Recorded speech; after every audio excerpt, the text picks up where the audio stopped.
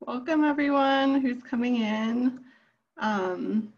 We're still a little bit early, so you can use the chat, the little chat button, and introduce yourself. Let people know you're here since we are in a webinar and you can't actually see each other, and you know your friends are here.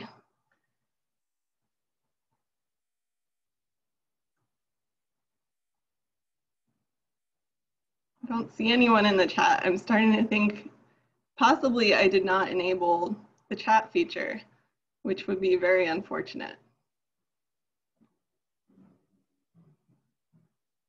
Aha, I see it. Hello, everyone. Hi, Katie and Carla. It's really good to see you.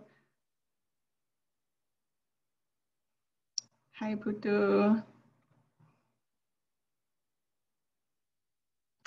Really amazing to see people coming in from Japan.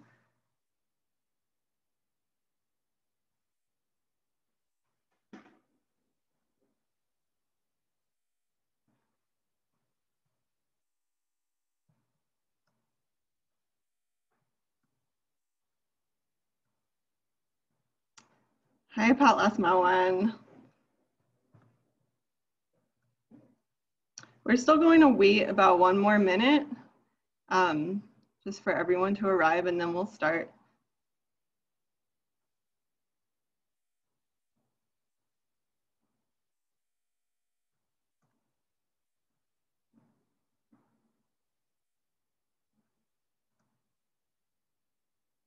Hi, Jill and Michael. Thanks for coming.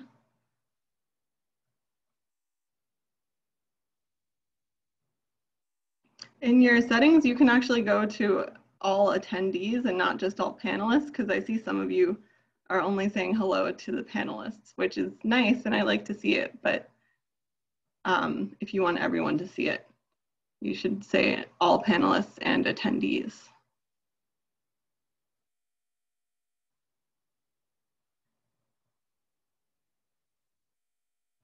Okay, so I think we're just gonna launch into it. Hello everyone, selamat datang. Welcome to the Bali's Living Arts series. Selamat malam to those of you in the US, and selamat pagi if you're in Indonesia or Asia. Welcome to everyone in between too. Thanks for coming to this second week, and especially thanks to everyone who contributed to the Artist Fund. If you haven't had a chance yet, that link is, it's on the event section of gsj.org. Tonight we have two really amazing guests joining us, two really incredible women from Wisconsin and Bali. The format's a little bit different from last week. We're going to be doing we're watching a pre-recorded interview that's in Bahasa Indonesia mostly with English subtitles. And then we're going to be doing the live Q&A. So I'd like to introduce Ibu Sonia Downing, who really graciously organized these first 2 weeks. And she is an associate professor of ethnomusicology at Lawrence University in Appleton, Wisconsin. And she's also the author of Gamelan Girls, Gender, Childhood, and Politics in Balinese Music Ensembles. And our second, but not second in any way, guest is Ibu Dewa Ayu Eka Putri, who is an artist anthropologist and is currently a dance instructor at the critically acclaimed arts organization Sanggar Sunamani. And those are just some of their many accomplishments. Their full bios are up on the GSJ website. So I think I'll pass it on to the panelists to introduce the interview. So I thought I'd just take a minute to explain how I know Ayu Eka. And Ayu, feel free to jump in to tell things from your side. But I realized that we've known each other, at least I've known you for 20 years now, which is pretty amazing. So the first time I went to Bali was with Sekerjaya as a Gamelan Sekerjaya member, and we were hosted by Sanggar Sudamani, of which IU was and still is a dancer. She's now a choreographer and drummer and all these phenomenal things, and takes on these wonderful leadership positions. At the time, she was one of the scrappy kids running around, but she was one of the many kids, but really one of the main kids that was especially patient with me as I was learning Indonesian. And I remember having conversations pretty early on when I was still trying to figure out what I wanted to do for my own research, and as she was growing up. And we've kind of every however many years kind of checked in with each other to see what our current thinking is about developments in Balinese performing arts, about gender issues, about life in Bali as a woman, and so on and so forth. So it's been really wonderful to consider you a friend, and I'm always so grateful for all of your help in my research, but also with life in general in Bali. So thank you. I'm also very grateful to know you, Sonia. Many Sonia for such a long time. And then we still, I hope until the future, we can be still in touch and be a good friends and good family. Thank you for inviting me to this conversation too. Sure, I'm so glad that you could do it. Thanks. Awesome. Okay, I think that's probably good to go. So we recorded our conversation a few days ago, and I think Rebecca is going to start that now. So yeah, hope you will enjoy, and then stick around, and then you can ask IU all your questions afterward.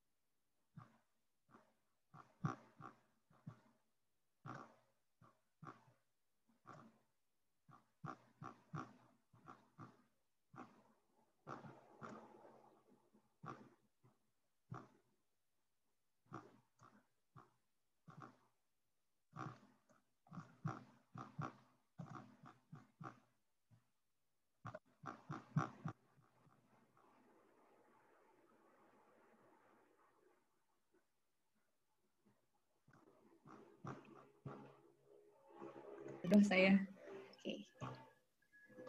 Oke, ini sudah rekam kayaknya. Hai Ayu, saya senang sekali dapat bicara dengan Ayu. Saya senang juga dapat ke Bali tahun lalu, dapat ngobrol ya selama 2 bulan, walaupun saling sibuk juga. Tapi sudah merasa terlalu lama dapat lihat langsung. Jadi saya senang sekali ada kesempatan begini. Ya, bagi saya sudah seperti 10 tahun yang lalu, like 10 years ago already. Yeah. And time is so weird now. It's true, yeah. Jadi yang pertama, saya ingin tanya Ayu, bisa tolong kasih tahu kami tentang kegiatan kalau biasanya seperti tahun lalu, seperti itu apa Ayu melakukan dalam seni pertunjukan. Saya tahu Ayu banyak multi-talented, banyak kegiatan dan ya ada koreografi baru atau proyek kontemporer atau seperti itu. Ya, kalau biasanya kan bulan Juni, Juli, Agustus itu paling sibuk biasanya. It's the busiest like time of the year karena kalau di Sudamani juga ada Sudamani Summer Institute. Di sana juga saya ikut mengajar kadang-kadang. Bukan kadang-kadang, seringnya ikut mengajar di sana. Kemudian juga ada Sudamani Festival. Jadi di Sudamani Festival itu biasanya juga ada banyak sekali kegiatan pementasan seperti pentas tabuh untuk gamelan wanita, kemudian juga ada pentas tarinya juga karena saya juga sebagai penari, sebagai penabuh juga. Jadi seharusnya dari beberapa bulan sebelumnya itu sudah banyak latihan biasanya. Banyak sekali latihan untuk misalnya ada membuat koreografi baru, latihan koreografi baru, kemudian latihan tarian baru, dan juga latihan untuk gamelannya juga. Jadi biasanya kalau tahun ini mulai sibuk, mungkin dari April seharusnya sudah ada banyak latihan untuk persiapan itu. Karena kadang-kadang kan waktunya itu biasanya jadi Juni, Juli, Agustus itu langsung dia summer, kemudian ada kegiatan Sudamani Festival dan juga banyak kegiatan lain. Saya juga biasanya mengajar atau ada workshop lain gitu. Sibuk sekali biasanya. Ya. Jadi tahun ini itu seperti apa ya rasanya? Seperti misalnya like a fire and then you just put water on it like pss, and it's like pss. It's nothing. Or it's like a light and you just turn on the light. It's like really dark like that. You can't do anything about it. Seperti itu rasanya. Makanya agak sedikit, bukan sedikit, sangat berbeda perasaannya untuk itu. Karena biasanya saya sudah ada misalnya jadwal, ada list kegiatan. I have to do this, and then have to plan that.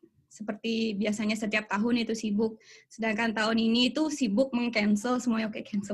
Jadi rasanya itu like, it's really hard. It's not just the plan about the performing on the stage, but I also miss the process behind that. Latihan, bertemu teman-teman biasanya. I mean, it's the busiest time of the year usually, but it's also the most fun time because it's a chance for you to meet all your friends. Biasanya kan ada yang sibuk sekolah, bekerja, atau sudah ada, they are already like married, has a family, but in this time, usually they can come in Sudamani and then just, talking, have a conversation, we just practice together, but you can't do it now, so it's really, kehilangan sekali itu tahun ini bagi saya, itu biasanya. Sure, yeah. And that happened just when you were going to ramp up. Seperti baru, antisipasinya pasti tinggi. Ya, benar-benar. Ada seperti itu seperti kalau saya sendiri kan baru belajar menggarap, membuat tarian, membuat koreografi baru itu dari sekitar 3 tahun yang lalu. Jadi ada banyak sekali, I have so many plans for this year. Mungkin kerjasama dengan biasanya kan juga dengan komposer yang muda seperti Rian, jadi yang muda di Sudamani. We have so many plans to do that. We will show this in Sudamani Festival, for example. Seperti itu. Jadi ada banyak seperti premier kegiatan yang baru itu. Tapi ya, ya memang mungkin tidak bisa berjalan lah tahun ini. Itu agak sedihnya di sana. Gitu. Walaupun ada juga kalau di Bali sekarang, they have many like a virtual program for arts, membuat garapan secara virtual. Tetapi kan tetap rasanya berbeda pasti, karena prosesnya juga harus social distancing dan kami juga agak khawatir ya, tidak bisa dengan banyak orang gitu. Jadi harus banyak yang dipikirkan untuk ada health procedure, harus pakai masker dan lain sebagainya. Jadi agak tidak fokus ke arts-nya, jadi ada banyak pertimbangan di balik itu kegiatan seni. Sure. Yeah. Wow. Okay, so you brought up a lot of different things. I want to back up a little bit. Mungkin mundur dulu topiknya sebentar. Saya ingin tanya tentang, bisa tolong kasih tahu tentang seperti kreasi yang Ayu bikin tahun lalu dan bagaimana pengalamannya itu. Terus tentang rencananya untuk tahun ini, karena sudah bilang agak ada hubungan kan tentang pengalaman tahun lalu dan rencana untuk masa depan.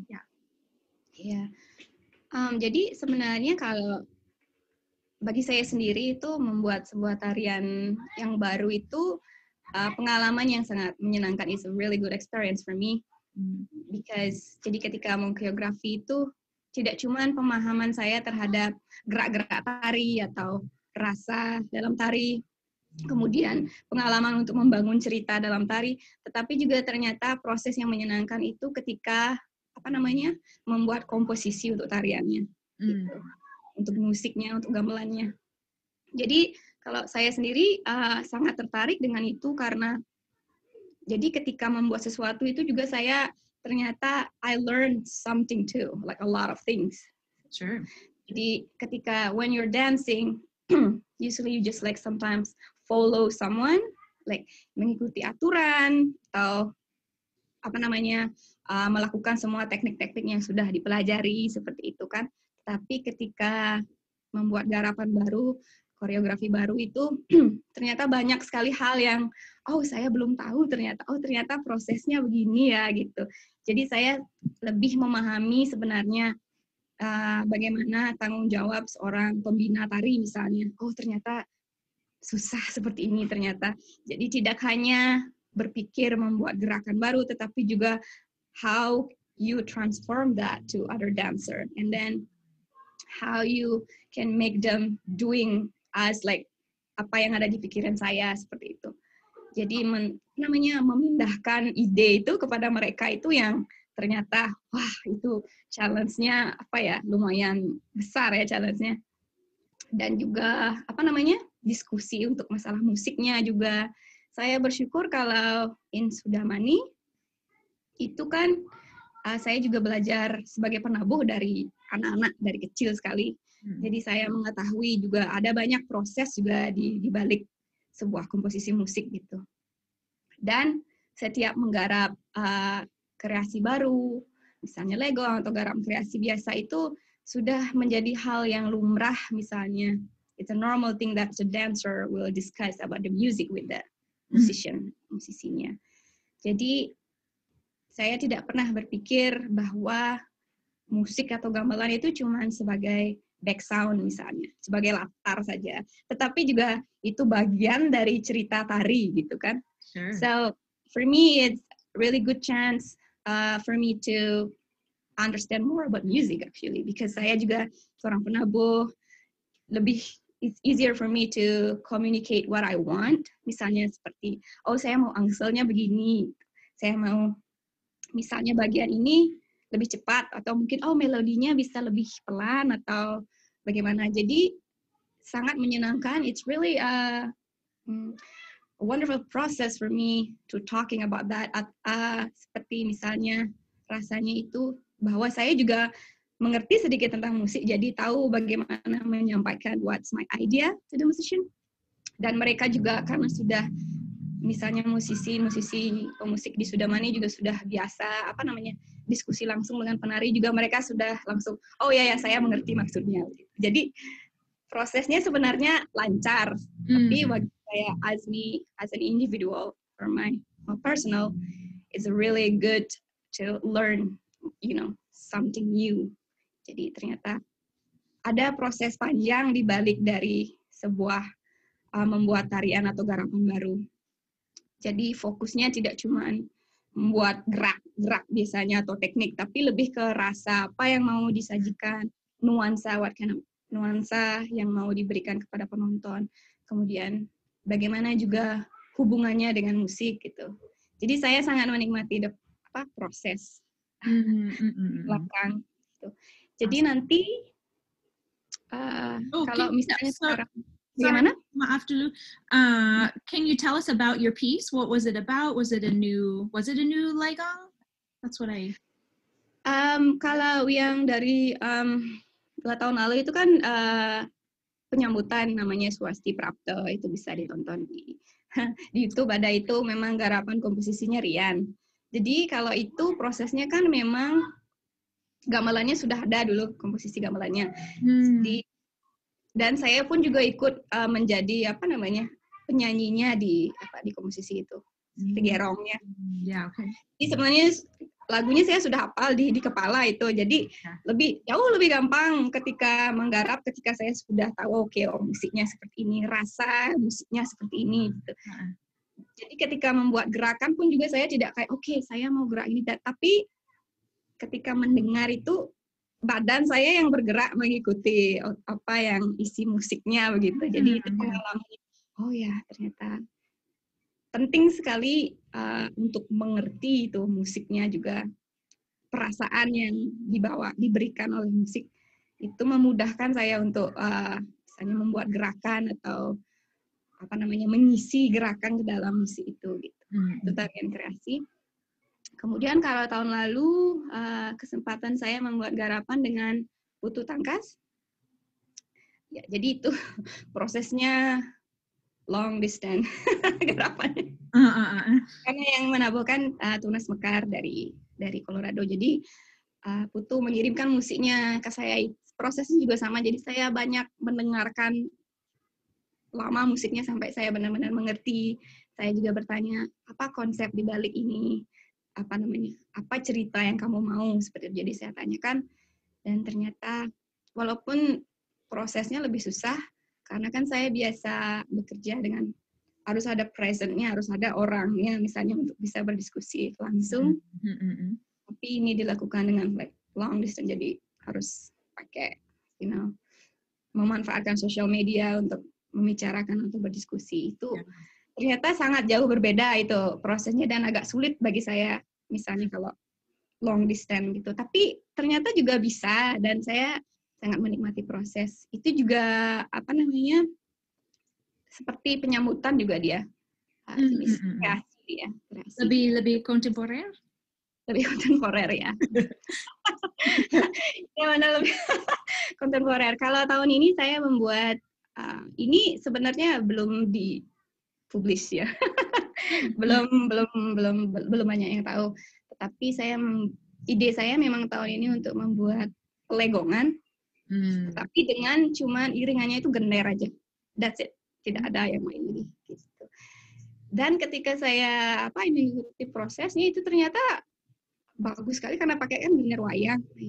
Jadi banyak sebenarnya jenis suara yang bisa timbul walaupun cuma ada memakai 2 gender gitu.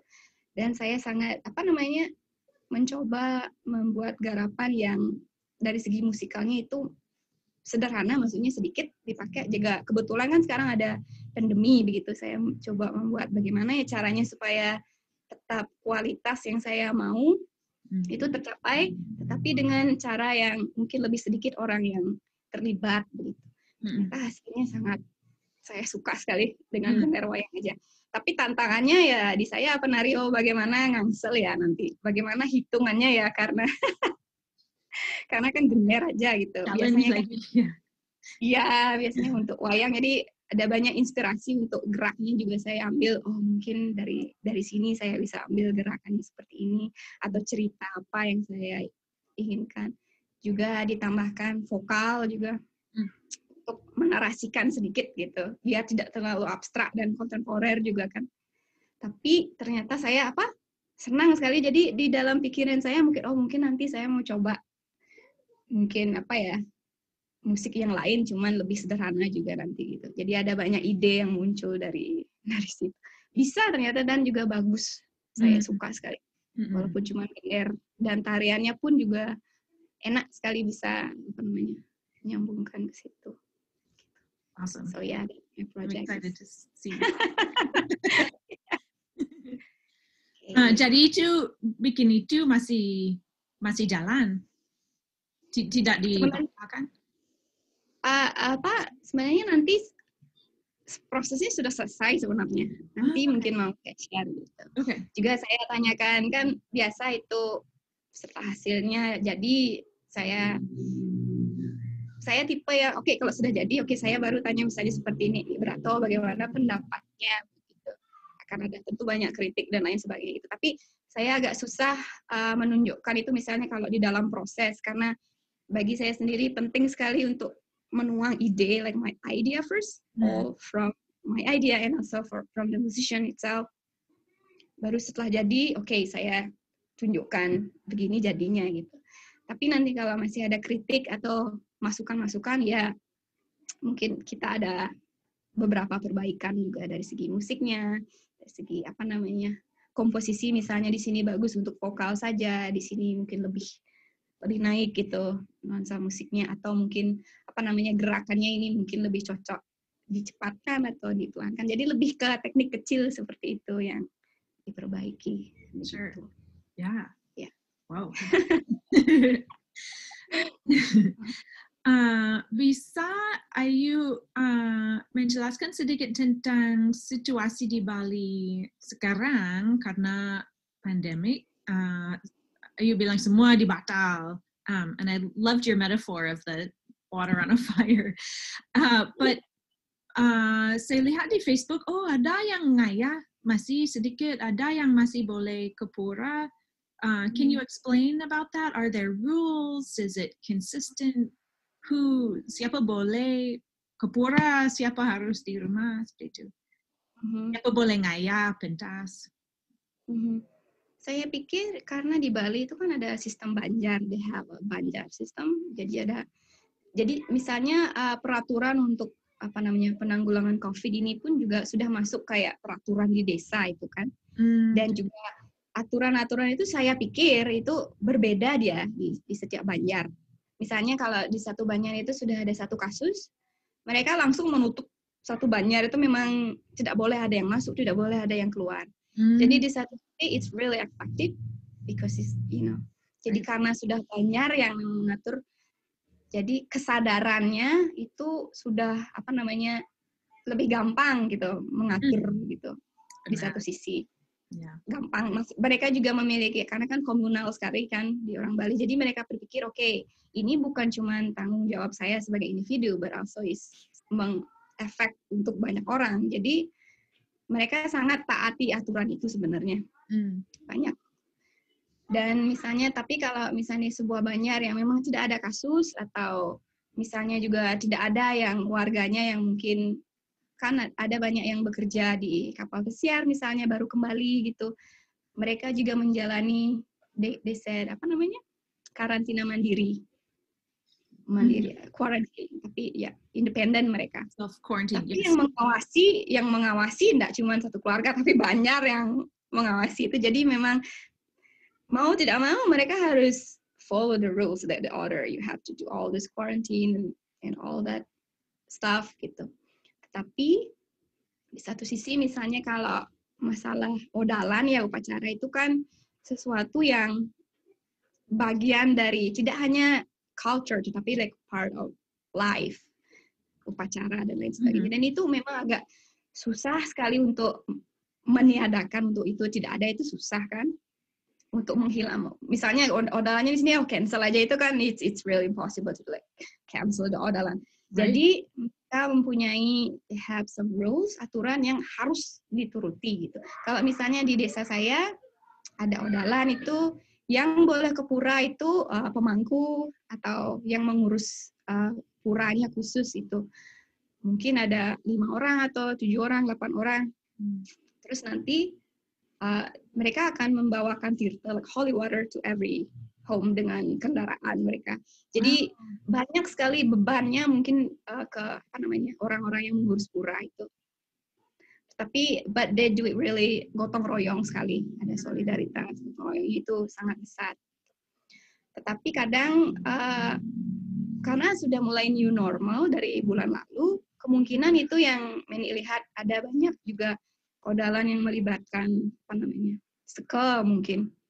Tetapi saya yakin mereka pasti ada banyak prosedur di balik itu. Misalnya apa, di setiap pura itu ada tempat cuci tangan, kadang juga ada tempat disinfektan gitu, menyemprot disinfektan. Dan mereka juga sangat rajin memakai masker. Itu kan masalah ya di Amerika ya, tapi di sini orang suka pakai masker. Dari dulu.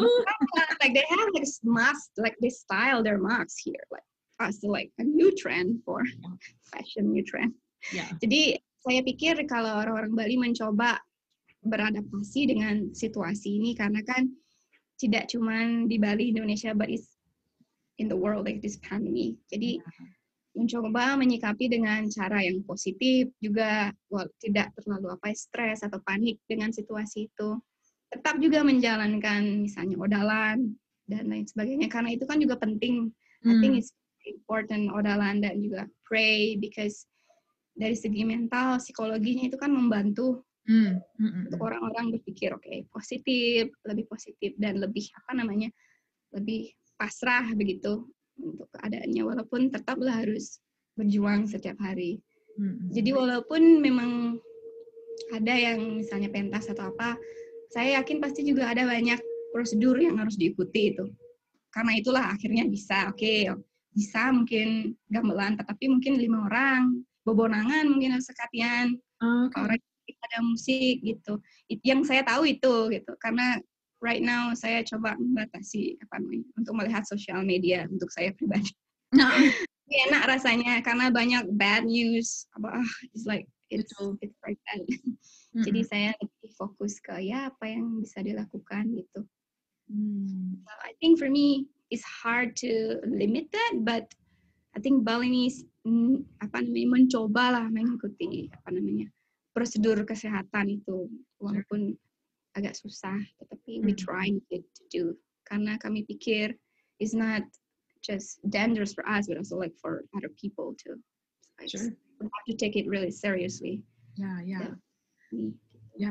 That's so interesting that there is still some music, right? Masih bisa ngaya pentas di pura, tapi kecil sedikit. Ya, jadi kan Meniksonya tahu ada desa Kalopatro kan, seperti itu. Jadi tergantung situasi, tempat, dan keadaannya dan juga waktu. Jadi saya pikir konsep itu sangat berakar di orang Bali itu. Jadi bagaimanapun caranya supaya arts bisa jalan itu dengan memakai yang sudah ada, misalnya gamelan apa mungkin yang cocok untuk bisa dilakukan dengan sedikit orang, tapi tetap esensinya kan yang penting adalah musik, gamelan, dan juga beberapa orang bisa berkumpul juga, tetapi tetap harus mengikuti prosedur kesehatan itu.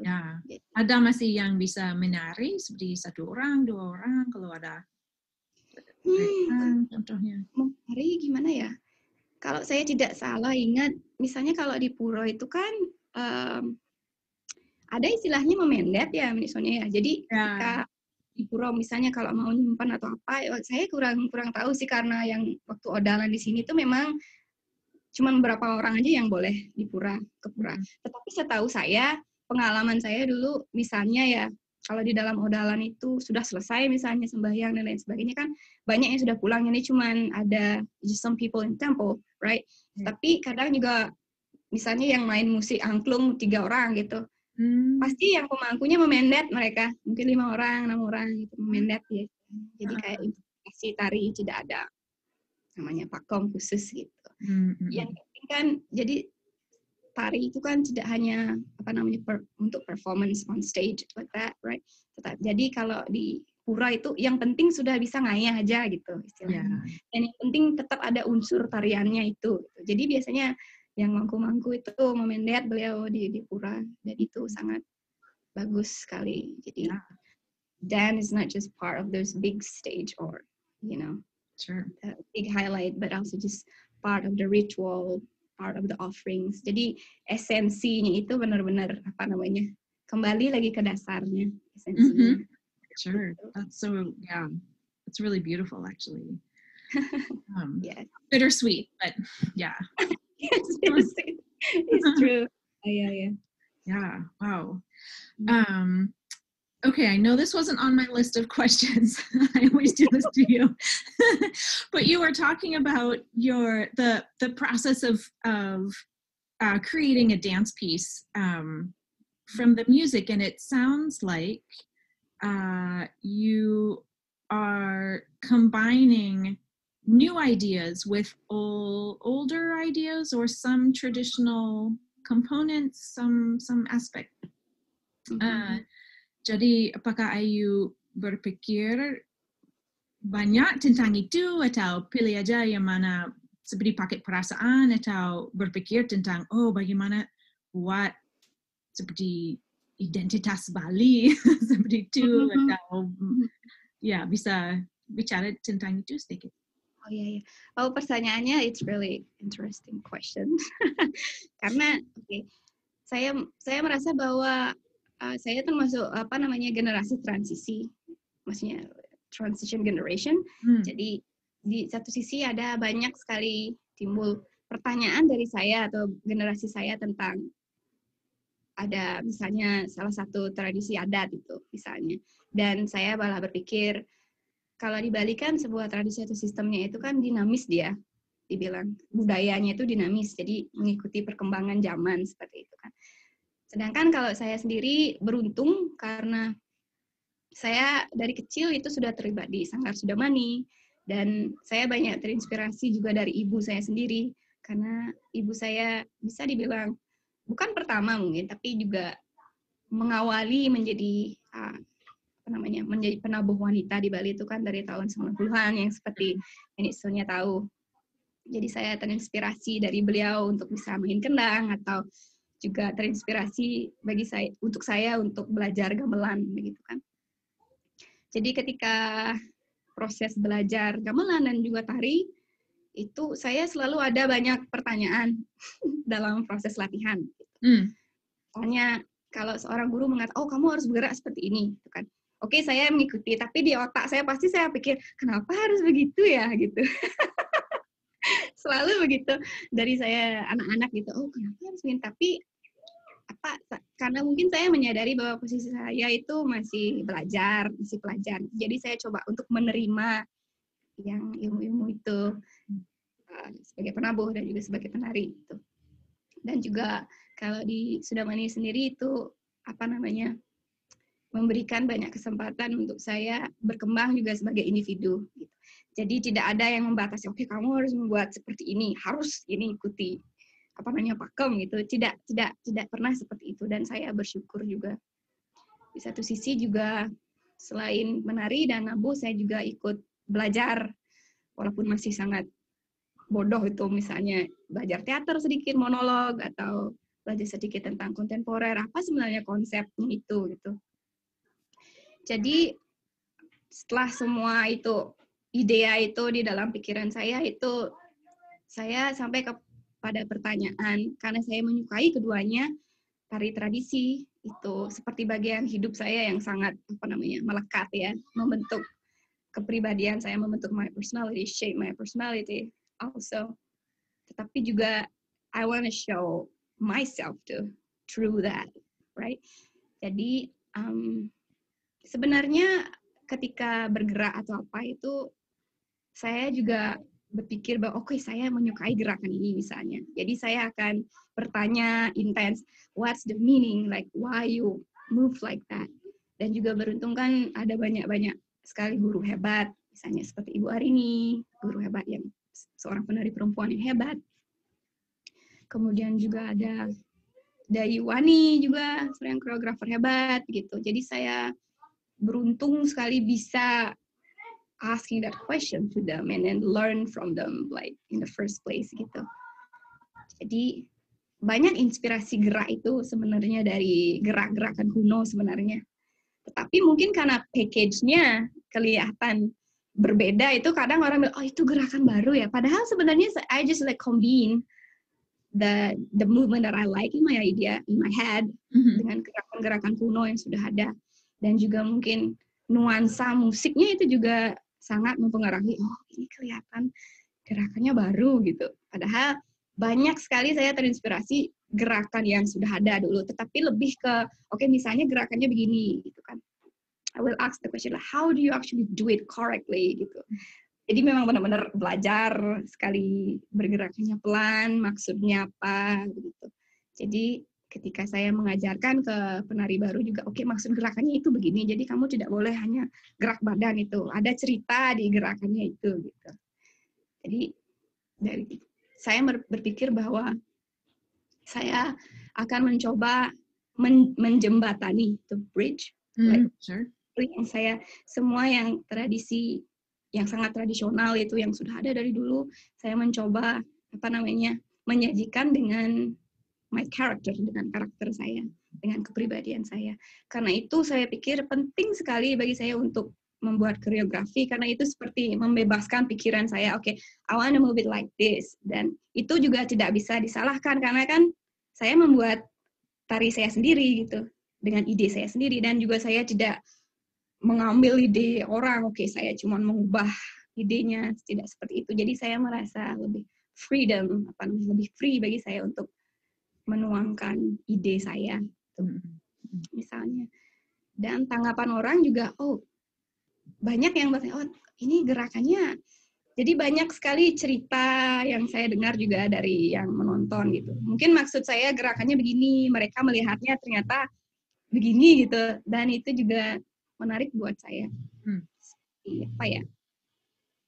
Like pesan yang saya ingin sampaikan juga secara gerak itu bisa diterima, tetapi juga membuat cerita baru, perspektif baru dari yang menonton gitu.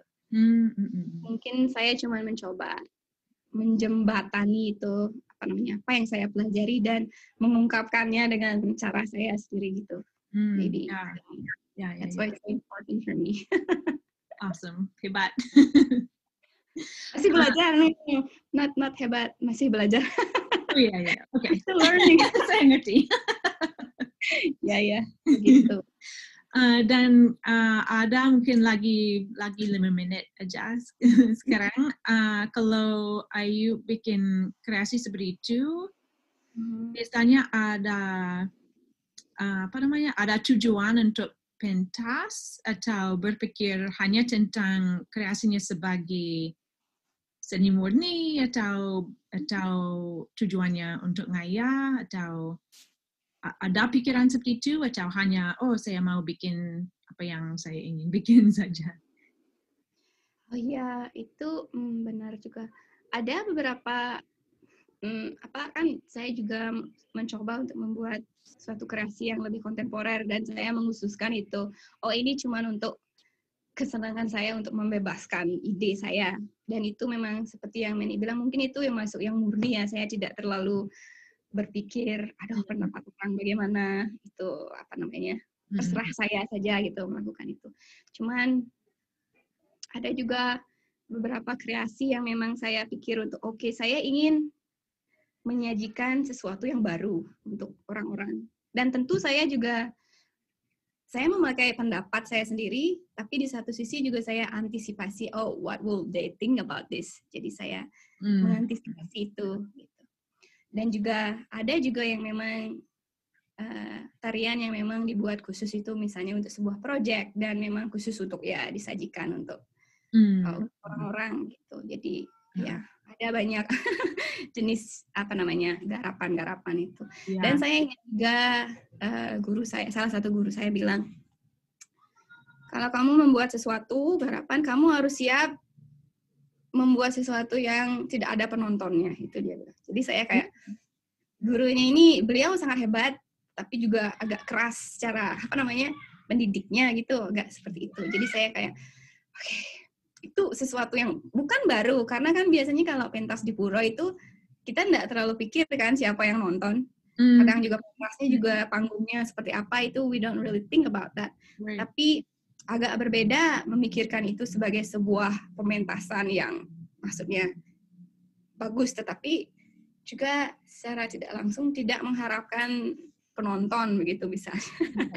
Jadi itu konsep baru bagi saya, dan juga saya pikir membuat saya lebih percaya diri untuk membuat sesuatu. Jadi tidak terlalu berpikir, aduh bagaimana ya orang-orang nanti gitu, aduh bagaimana ya kalau mereka mengkritik keras gitu, saya harus siap gitu mental gitu kan. kalau misalnya juga membuat sesuatu yang ekstrim sekali, misalnya harus siap kan orang-orang apa itu dibuat Siap jawab. harus siap mental.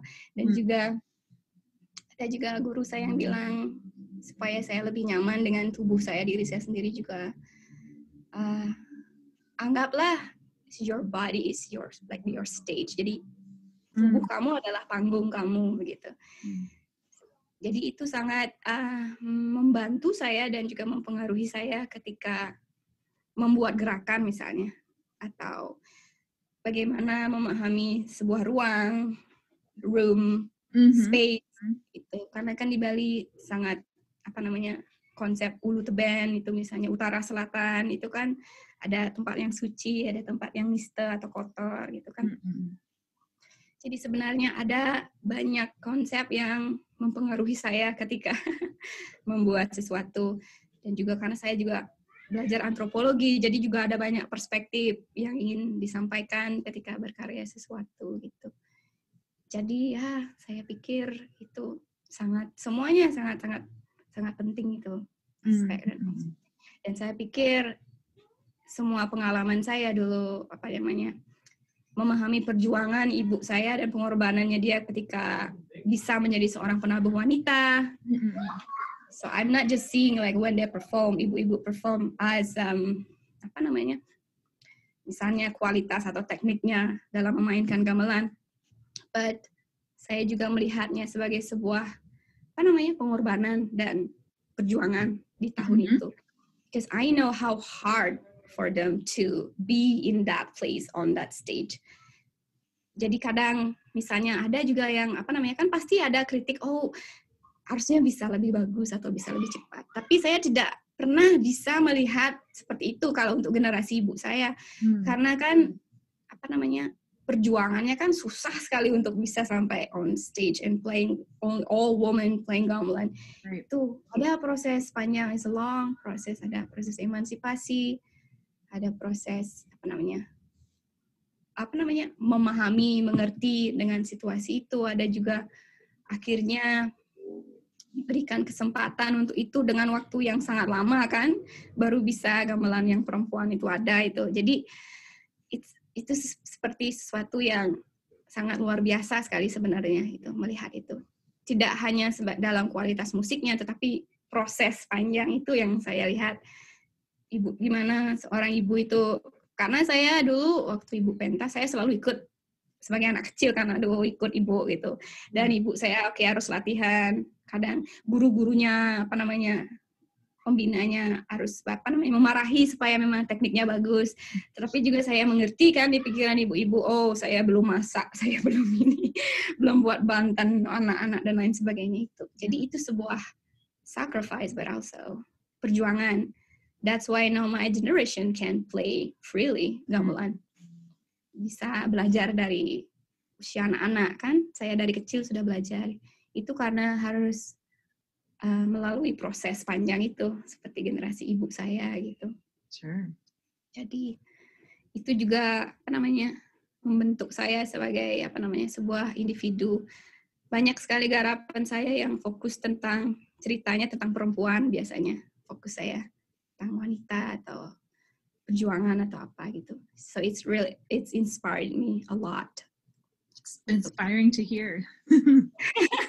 Ya, jadi sangat penting juga. Dan ya seperti saya menurut saya juga kadang kan banyak melihat kalau penabuh wanita harus sebagus laki-laki atau lebih bagus dari laki-laki begitu kan. Saya sering mendengar itu.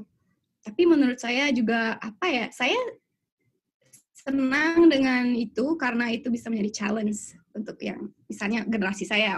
Saya bisa belajar tekniknya lebih bagus gitu.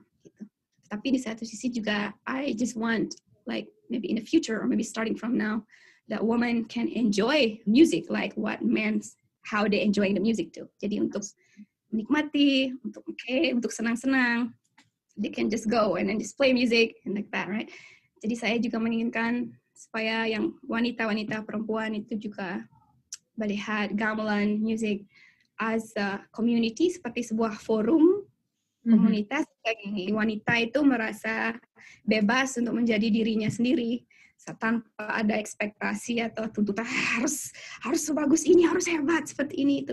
Walaupun itu juga penting, tapi bagi saya juga penting sekali bagi perempuan untuk merasa merdeka ketika bebas, maksud saya ketika mereka bermain gamelan gitu, bisa menikmati gamelan,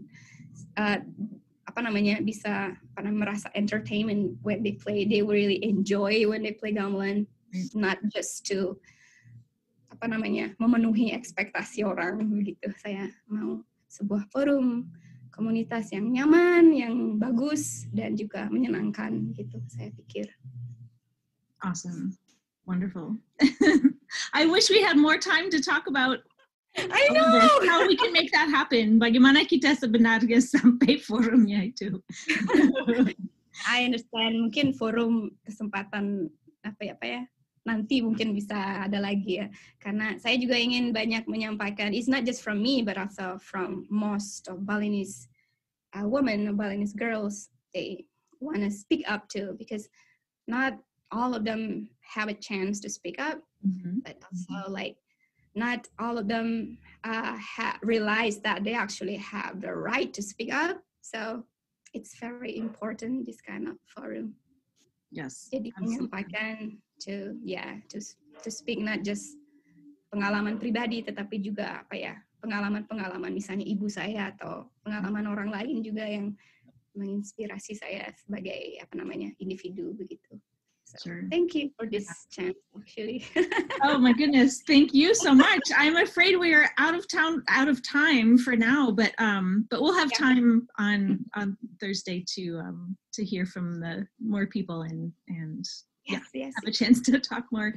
Thank you so much for your time and your ideas and experience and sharing so much with us. And it's so nice to hear from you.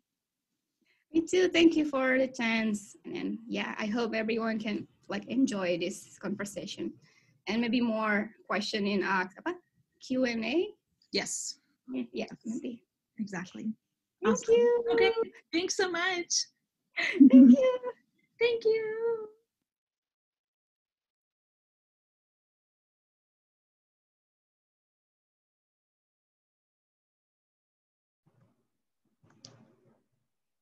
Thank you so much to the amazing panelists.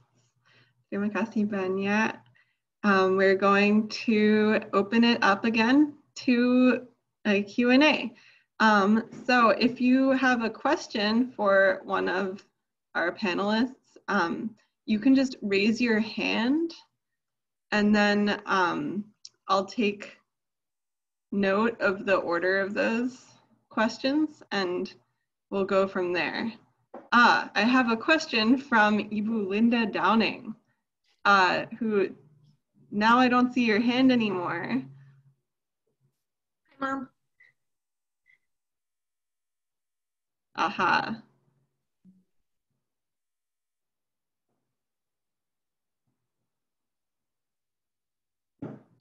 Can you unmute yourself, please, Ibu Linda?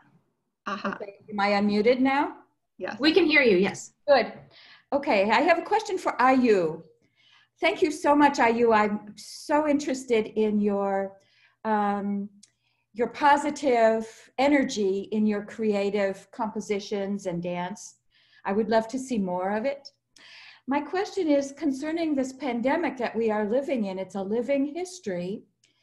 And I'm wondering if in future dance compositions or in the music that the pandemic could be a setting for some expression of the feelings or the limitations that are in our life right now, if you understand my question. Is there room for pandemic as a setting in future compositions? Dia mau saya menerjemahkan? Yes, mungkin supaya saya mungkin lebih mengerti. I'll try and help, and Rebecca, feel free to, sure, yeah. Rebecca, feel free to jump in. And actually, speaking of translations, just a side note, Rebecca's translation was awesome. Thank you so much for doing that for the video. Ini Ibu saya tanya, karena pandemi sekarang, apakah perasaan kita sekarang dalam pandemik jadi topik atau inspirasi untuk kreasi dalam masa depan seperti itu. Apakah bisa itu digarapkan? Oh yeah, okay. Bisa saya can I use like bahasa Indonesia because I think I'm more confident speaking bahasa. Sure. Yeah, we'll try and to translate, Rebecca or Sonia. Yeah, I can translate. I will speak really as slow as I can. Okay.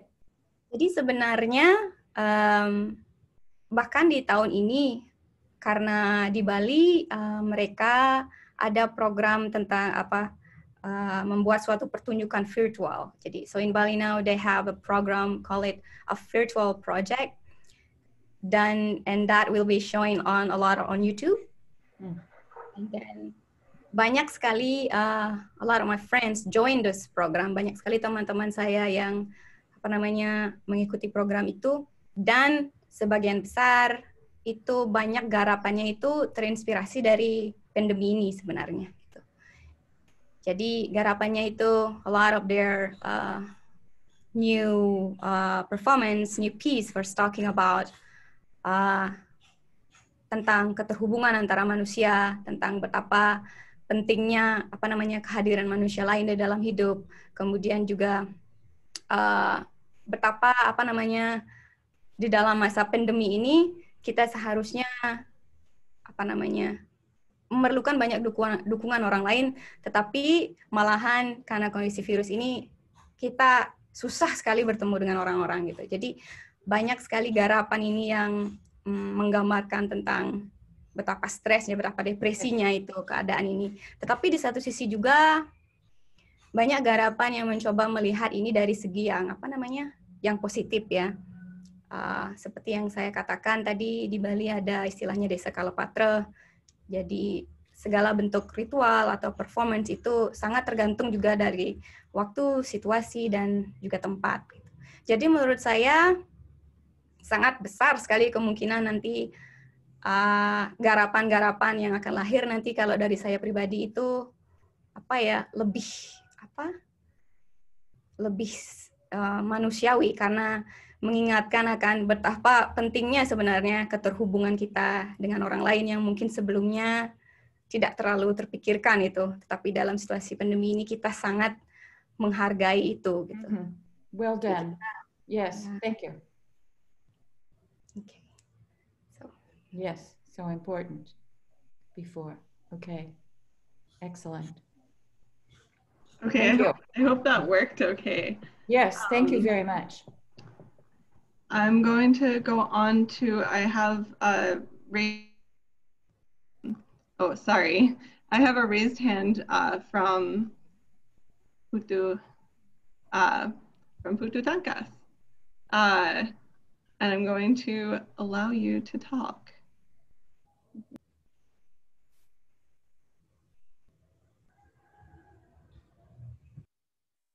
Can you unmute yourself, please? Can you hear me now? Yeah. Awesome. Very well done. This question is actually not from me. We're sharing technologies. So this is from Bapak. Om Swastiastu, are you from Colorado? Om Swastiastu, Bapak. Thanks for this is very interesting topic, interesting conversation, and only short question because many people are going to have a question. But the two things that Bapak want to know is number one is composition or choreography, tari, both contemporary and traditional, and how is that different between traditional and new composition or new choreographer. That's number one. Number two, who is Ayu idola? Siapa panutan Ayu dari penari perempuan dan dari penari laki-laki, baik penari atau penabuh. Itu aja. Terima kasih.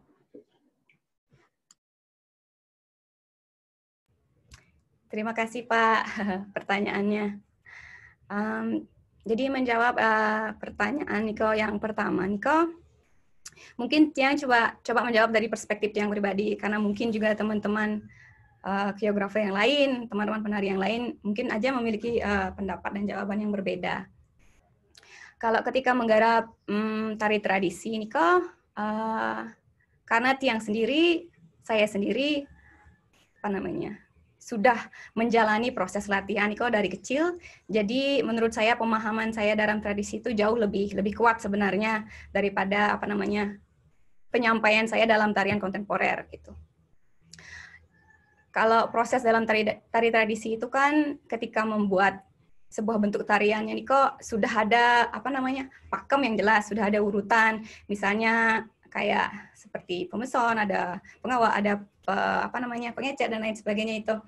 Jadi ketika membuatnya itu pun kadang saya sendiri coba mengikuti alurnya Niko, pakemnya yang sudah ada. Tetapi juga cuman kadang saya akan tetap memasukkan suatu gerakan yang mungkin kelihatan unik gitu. Tetapi sebenarnya juga dalam urutan dan dalam segi bentuknya itu tetap tradisi, tetapi mungkin ada beberapa pilihan gerak saya atau Tiang itu yang cukup unik gitu misalnya. Sedangkan kalau dari garapan saya kontemporer itu seperti yang saya ungkapkan tadi Pak, itu lebih ke membebaskan pikiran Tiang dari segala pakem-pakem tradisi yang sebelumnya sudah saya pelajari, tetapi tetap dasar Tiang berpijak untuk menggarap sesuatu itu misalnya dari segi esensinya atau pesan apa yang ingin disampaikan atau tentang nuansa tari atau proses melibatkan musik itu Tiang rasa tetap perasaan Tiang seperti menggarap tarian tradisi. Jadi ada berbagai aturan sebenarnya. Sedangkan kalau kelihatan lebih kontemporer itu mungkin karena keluar dari pakem-pakem tradisi itu dan juga lebih kalau dari pendapat saya pribadi itu lebih membebaskan saya sebagai diri saya sendiri gitu, karena sudah tidak mengikuti aturan tradisi pakem, tetapi pun kontemporer pun kan sebenarnya memiliki aturannya sendiri gitu. Kemudian kalau pertanyaannya yang kedua itu apa yang menjadi panutan Ayu di dalam berkarya? Ya Pak, banyak soalnya. Jadi supaya Tiang takut semoga tidak ada yang tersinggung. Jadi panutan Tiang banyak sekali. Yang pertama kan dari yang dekat Dumun, Ibu Tiang sendiri. Kemudian kalau di Sanggar Sudamani itu kan banyak sekali yang komposer hebat, kemudian penari, koreografer seperti Ibu Arini, banyak menginspirasi Tiang. Kemudian ada Dayuani, kemudian dari Ibu Emiko Susilo, dari Cokordo Sawitri. Kalau komposisi tabuh Niko banyak dari Dewa Brate.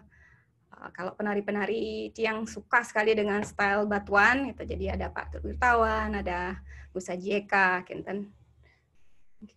Dan banyak lagi yang lainnya sebenarnya. Tambahan sedikit aja, bagaimana tentang inspirasi Ayu dari penari-penari seperti almarhum Mbah Suprapto Suryodarmo di Solo atau Pak Sardono di Jakarta, Solo, terutama dalam kontemporer. Ini sebenarnya kalau yang kontemporer Niko Pak, kalau dari Tiang pribadi itu mungkin mencoba untuk melihatnya dari perspektif yang berbeda. Misalnya waktu Niki, kalau Tiang sempat bekerja sama dengan Bu Cok Sawitri, Niko membuat, dan Bu Dayuani juga seperti tari kontemporer, garapan teatrikal Niko tentang Sitayana. Jadi kan biasanya kalau garapan Ramayana Niko kan biasanya selalu menunjuk dari perspektif Rama misalnya. Sedangkan kalau teatrikalnya Niki, penyampaiannya juga tidak secara tradisi nih, kalau pakemnya Niko tidak mengikuti tradisi, tetapi lebih ke teater dia, itu mengambil sudut pandang Sita. Gitu. Jadi menurut Tiang ketika masuk ke ranah kontemporer Niko lebih banyak sebenarnya perspektif yang bisa Tiang ambil. Gitu. Dan juga toh mungkin kalau misalnya ada yang mengkritik atau menanyakan kenapa seperti itu kan Tiang juga bisa menjawab dengan, oh itu kan perspektif kontemporer, itu saya cuma mencoba menyajikan pandangan yang berbeda. kan sebenarnya juga tidak berarti bahwa Ramayana harus membahas Rama saja gitu kan. Ada banyak hal yang sebenarnya yang bisa dibahas dengan perspektif lain. Tentang Rahwana juga misalnya, dia selalu digambarkan antagonis sekali, tapi kan sebenarnya seperti banyak juga yang teman-teman penggarap sekarang mencoba melihatnya dari segi yang lebih ke protagonis kan. Jadi menurut yang sih lebih ke sudut pandang kan Pak. Mungkin bisa menjawab nih Kang. Ya, semua. Thanks, Pak Lasmawan. I'm sorry. It's a challenge. Sorry nih Sonya. Sorry for anything that was wrong in those subtitles. I have another hand up from Jillian Irwin. In 1 second, I'm going to ask you to unmute. Oh, wait, sorry.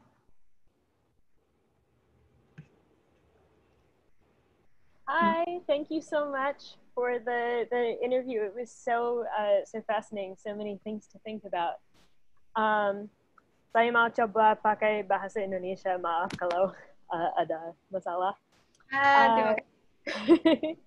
Saya mau tanya kalau bisa menjelaskan sedikit apa itu esensi gamelan.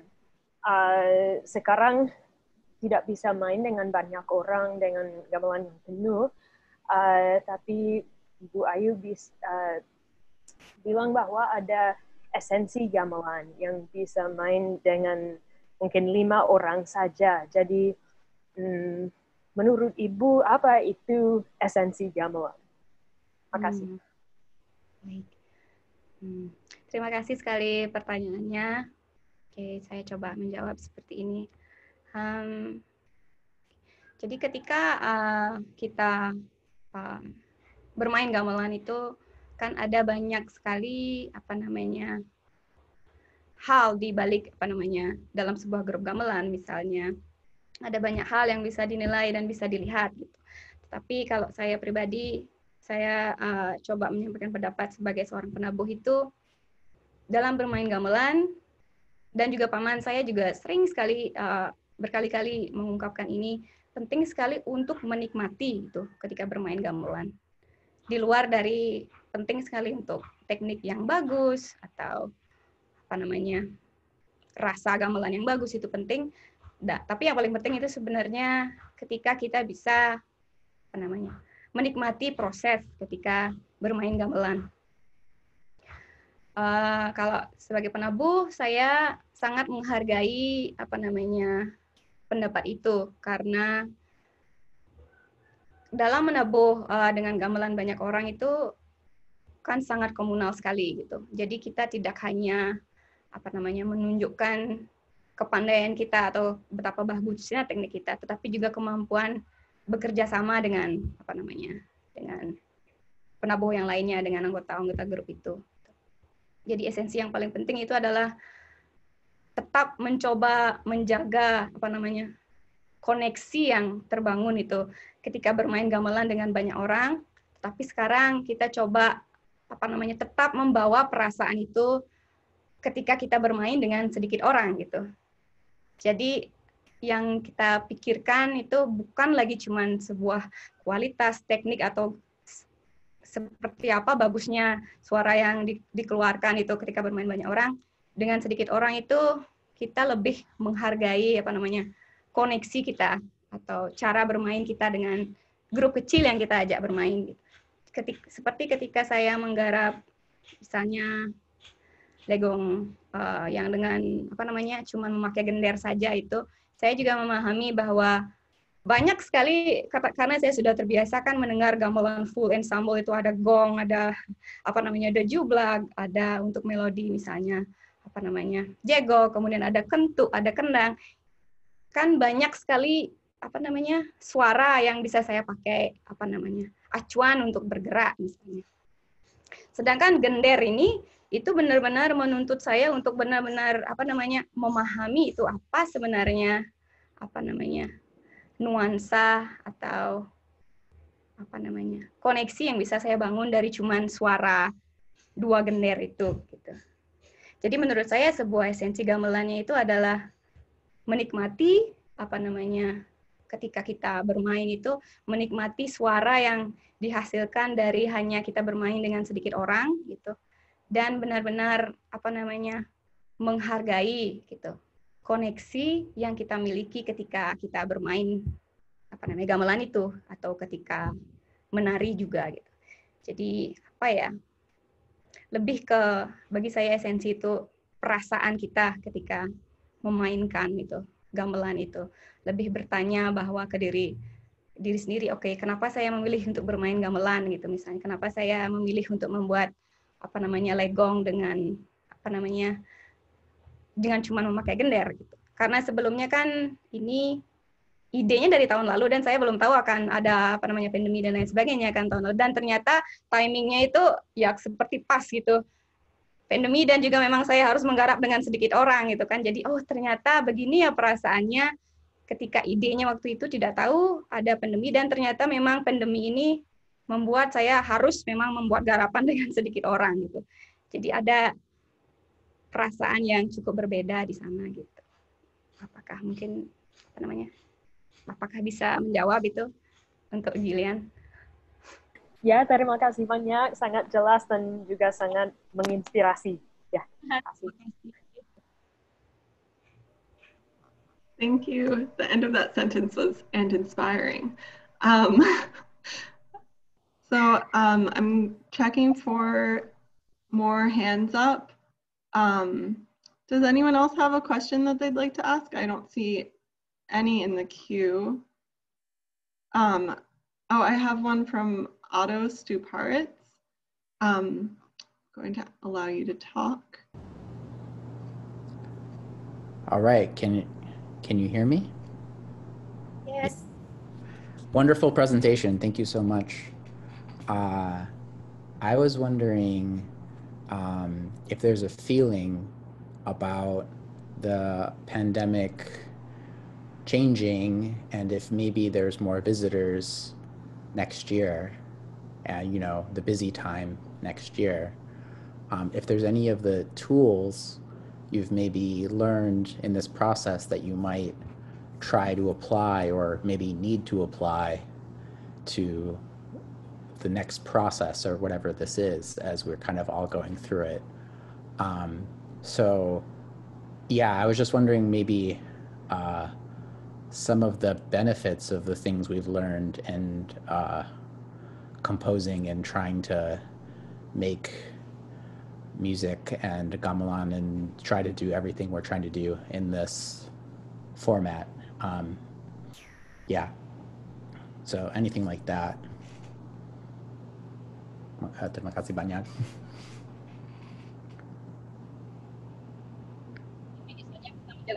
Okay. I hope I'm not sure I caught all of that, Otto. Dia tanya tentang pandemik lagi. Mungkin ada dua bagian. Yang pertama, apakah ada perubahan tentang response? Yeah, but what if there's a lot, the situation has, you're talking about the virtual, the virtual where people were putting projects online and those things. And when we're going forward, are we going to keep using those things? Or I guess, yeah, I don't know. This is kind of the question is, these virtual tools we're using, are they something we're going to keep on using and continue to continue influence the process of making gamelan? Gotcha. Ya, apakah akan tetap jadi memakai yang teknologi online seperti itu, walaupun mungkin ada lebih bebas nanti. Terima kasih. Thank you for that. Jadi ini sebenarnya dalam situasi sekarang itu ketika kita melihat proses misalnya di seni Bali itu selalu melibatkan banyak orang gitu. Misalnya kalau garapan-garapan tradisi itu, walaupun memang bisa dibuat dengan secara minimalis itu tetap ketika dalam prosesnya itu akan banyak sekali berinteraksi dengan banyak orang. Sebenarnya kalau menurut saya tujuan dari dilakukan pementasan virtual ini adalah satu, banyak sekali pementasan tari Bali itu biasanya kan di pura, kemudian juga ada di stage seperti PKB. Banyak juga teman-teman yang bekerja dalam sektor pariwisata misalnya, pentas di misalnya hotel-hotel atau banyak-banyak event-event besar lainnya. Karena itu semua cancel, akhirnya memang kita harus beradaptasi bahwa satu-satunya forum yang bisa, misalnya stage yang bisa disaksikan banyak orang itu kan melalui sosial media gitu. Itu salah satu caranya juga untuk bisa bertahan secara finansial juga gitu. Jadi ada program dari pemerintah yang yang memberikan kita bantuan, misalnya dana dengan cara kita harus membuat garapan, kemudian akan disajikan atau ditonton, disebarkan melalui virtual gitu. Jadi pementasan virtual gitu dibilang. Itu menurut saya adalah bukan hanya sih, mungkin ada beberapa orang yang memang mata pencahariannya dari bidang maksudnya dari sosial media itu. Cuman banyak sekali kalau seniman yang di Bali atau saya sendiri itu hanya salah satu media agar seni itu masih bisa hidup, masih bisa ada dan masih bisa menghasilkan uang untuk yang seniman-seniman itu gitu. Salah satu cara. Tetapi tetap saja dalam proses sebuah gamelan atau garapan itu tidak akan bisa bertahan hanya dengan cara virtual, misalnya dengan misalnya yang penari ini latihan dari laptop, itu tidak, menurut saya agak susah itu dalam segi prosesnya itu sudah gimana ya. Saya aja mencoba mengajar workshop yang online itu it's really hard karena dari kecil itu saya sendiri pribadi dan mungkin juga banyak teman-teman lainnya itu koneksi dengan orang-orang itu sangat kuat, dan itu tidak cuma bagian dari teknik tetapi untuk membangun rasa sebuah garapan to create a feeling untuk menyampaikan pesannya secara lebih baik itu adalah dengan cara berinteraksi begitu. Jadi menurut saya pribadi pementasan virtual mungkin, dan saya pikir juga akan banyak teman-teman memilih jalur itu karena mungkin juga bisa membantu lebih dalam segi finansial dan juga mungkin lebih gampang dilakukan, cuma tinggal upload online dan many people can watch or share online. Tetapi tetap dalam prosesnya itu tidak akan mungkin bisa hilang, misalnya proses yang yang sudah sering kita jalani itu. Jadi mungkin pementasan virtual itu akan membantu kreativitas seniman Bali untuk tetap hidup dan juga bisa dinikmati, mungkin bisa menjadi sesuatu yang baru juga dalam seni Bali itu. Tapi saya pikir cara-cara yang tradisional harus latihan bersama atau harus bertemu ketika kita menggarap, karena yang bagian paling penting kan itu sebenarnya proses menggarapnya itu sebenarnya. Okay, and then your performance, it's like a bonus for you, it looks really good, but actually that will stay in your head, in your feeling, is actually the process through that gitu. Jadi walaupun pementasannya virtual, tetap aja dalam proses menggarap itu kan harus interaksinya tetap ada gitu.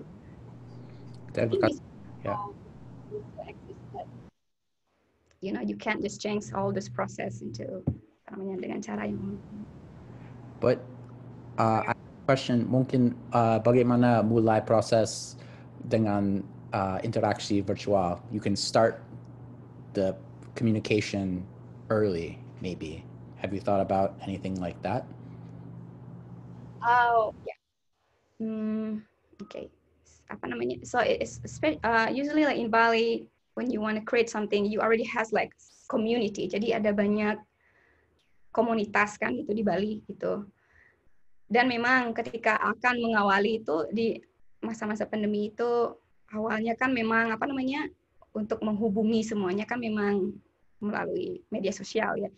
Kemudian untuk berita-berita kegiatan untuk seniman atau pementasan online pun disebarkan secara online, media sosial sebenarnya, melalui email atau melalui melalui forum media sosial.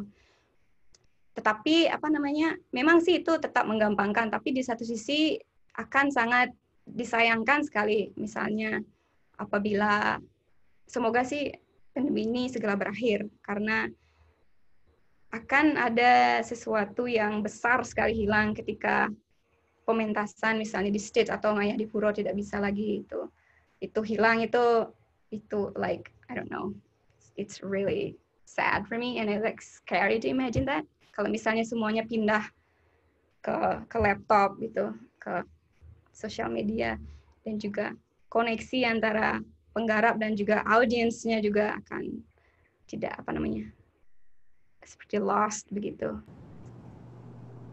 Memang sih lebih gampang bisa dengan virtual itu saja, itu menggampangkan dari segi technical, dari segi perasaan itu agak agak susah ya kalau memakai semua.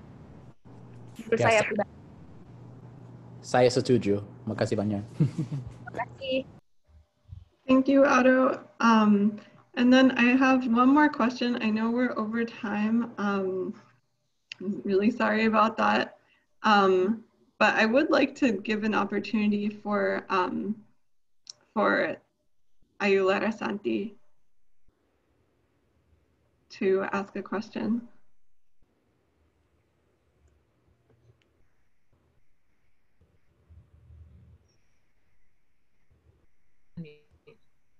Did you still have a question?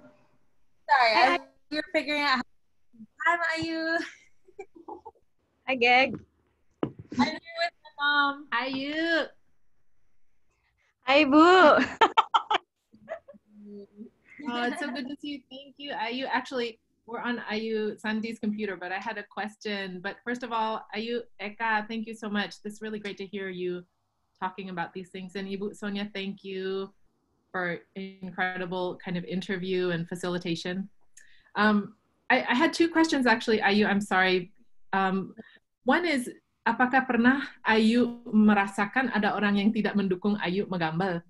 Dan tidak harus dikatakan nama orang kalau pernah seperti itu, tapi kira-kira konteksnya seperti apa kalau pernah terjadi itu. Dan pertanyaan yang kedua, karena ini dalam mengingat kita audiens internasional, kan kadang-kadang orang melihat orang Bali menggambal atau menari sepertinya berbeda dengan orang lain.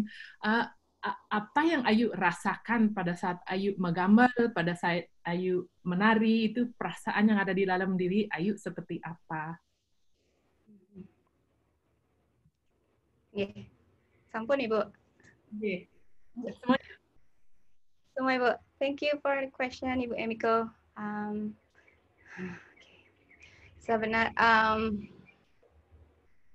Kalau tidak mendukung itu sebenarnya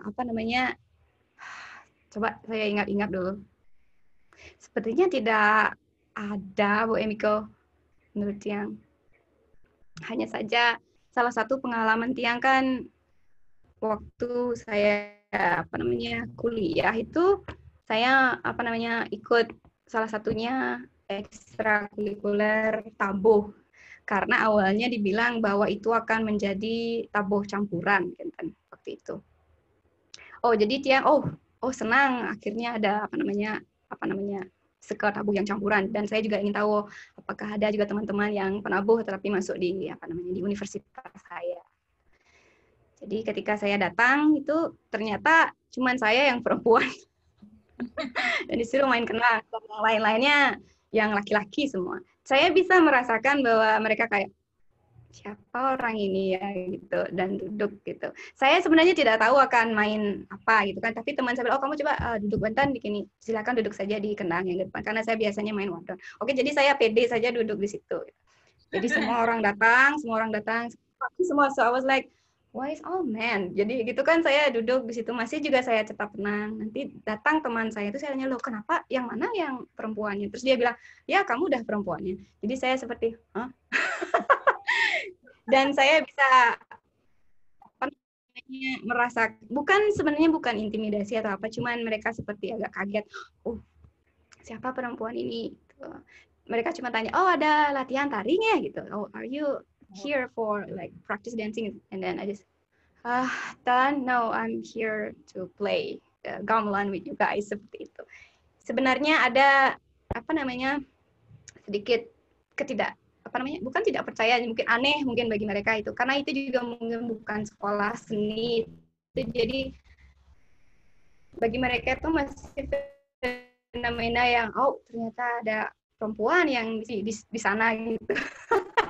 Karena saya pikir mungkin campuran dan lain sebagainya, dan perasaan saya juga ini mungkin saya beruntung karena di Sudamani kan seperti Ibu tahu itu sesuatu yang lumrah saja kan, anak-anak perempuan bisa bermain gamelan.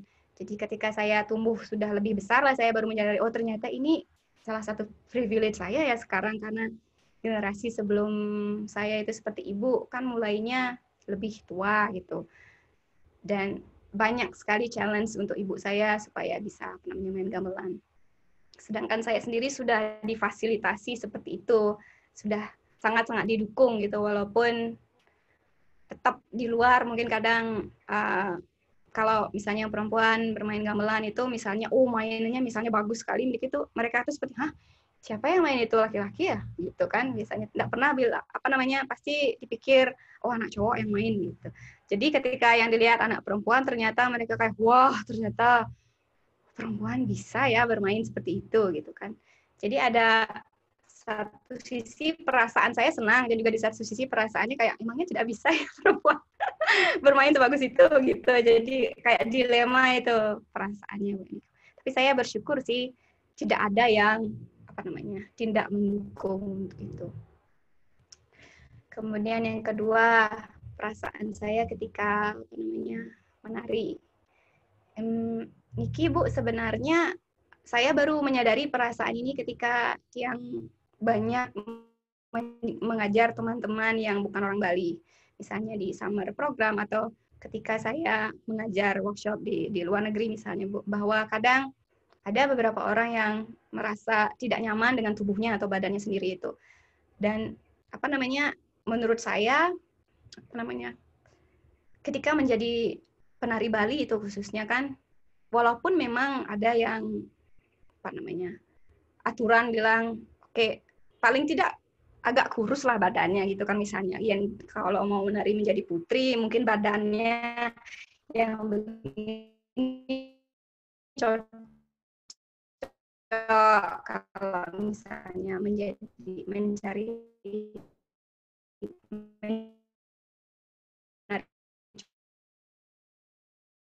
adanya seperti ini cocok seperti ini cocok penari Oleg, seperti ini cocok menari Tunjaya. Sebenarnya postur tubuh tuh penting, misalnya ternyata bisa seperti itu, atau dan membuat mereka malahan kadang tidak nyaman dengan badannya sendiri kan, karena ada banyak tuntutan tentang bentuk tubuh atau warna. Penari Bali itu sangat beruntung karena walaupun mungkin saya kadang mendengar bahwa oke, kamu harus paling tidak menjaga berat supaya bisa menarikan ini, tapi itu kan bukan sesuatu yang mutlak sekali ya Bu Emiko di Bali. Itu misalnya bentuk tubuh seperti ini, akan selalu ada guru yang mengatakan yang penting kamu merasa nyaman ketika menarikan itu gitu. Dan ini juga saya belajar lebih banyak ketika mengajar, malahan ketika menyentuh tubuh murid saya, bahwa kenyamanan terhadap tubuh itu sangat penting kan bagi seorang penari. Jadi ketika menari Bali saya selalu merasa nyaman sekali ketika menarikan itu, dan juga saya merasa bahwa tari Bali itu seperti bagian dari offering, seperti ritual begitu. Jadi tidak hanya untuk membuat penonton senang melihat saya menari misalnya di stage besar ini, karena saya sangat senang melakukan ini, dan juga salah satunya mungkin karena salah satu bentuk offering from me to the universe, to God, or to everyone. Jadi mungkin perspektif itu yang membuat saya mungkin nyaman ya, lebih nyaman menari itu sebagai penari Bali gitu. Kenyamanan terhadap tubuh saya sendiri, kemudian bahwa tari Bali itu secara esensi tidak hanya untuk hiburan, tetapi juga salah satu media untuk ritual, untuk offering. Jadi kita melihat tubuh atau melihat penari itu tidak hanya sebagai sesuatu yang bisa dieksploitasi atau untuk daya jual, tetapi juga sebagai sebuah bentuk jati diri seseorang atau jati diri sebuah kebudayaan. Ustaz, cukup menjawab Ibu atau? That's amazing. That's great. Thank you so much. That's beautiful. Thank you, Mak Yu. Terima kasih. Terima kasih, Bu Amiko. Terima kasih, Ayu. Okay, seeing the time here, I think we'll have to wrap it up.